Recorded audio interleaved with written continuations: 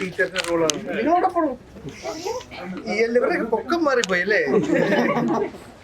ഇയാള് രക്ഷയില്ല, ഇയാളുടെ ഒരു എക്സ്പ്രഷൻസ്.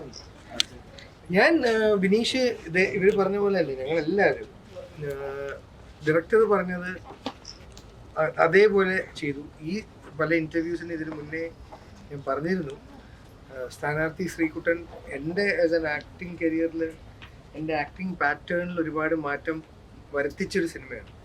കാര്യം അതുവരെ ഞാൻ കുറേ മെനക്കെട്ട് അഭിനയിക്കാൻ ശ്രമിക്കുന്ന ഒരാളായിരുന്നു. ഈ സിനിമ കൊണ്ടാണ് നമ്മൾ മെനക്കെടണ്ട, ഇവർ നമുക്ക് വേണ്ടി മെനക്കെടുന്നത് നമ്മൾ നോക്കിയാൽ മതി. കാര്യം ഒരു ആക്ടറിൻ്റെ ഈഗോ ഉണ്ട് പലപ്പോഴും.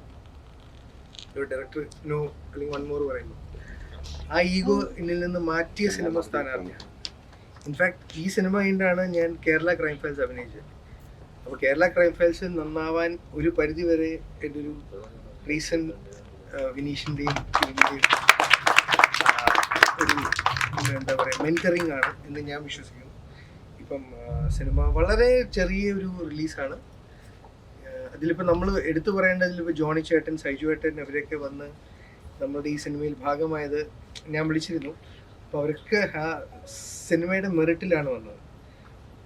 ഇന്നിപ്പം ഈ സിനിമ നമുക്കറിയില്ല തിയേറ്ററിൽ എത്ര ദിവസം ഉണ്ടാകും, അതൊന്നും നമ്മളെ ബാധിക്കുന്ന വിഷയമല്ല. ഞങ്ങൾ വളരെ പൂർണ്ണ തൃപ്തരാണ് ഞങ്ങൾ ചെയ്ത സിനിമ. അതിൻ്റെ എൻ്റർടൈൻമെൻറ്റ് വാല്യൂവോ ബാക്കി വിഷയങ്ങളേക്കാൾ ഉപരി അതിൻ്റെ രാഷ്ട്രീയവും ഞാൻ മാറ്റി വെക്കുന്നു. പക്ഷെ ആ സിനിമയുടെ ഒരു മെസ്സേജ് ഉണ്ട്.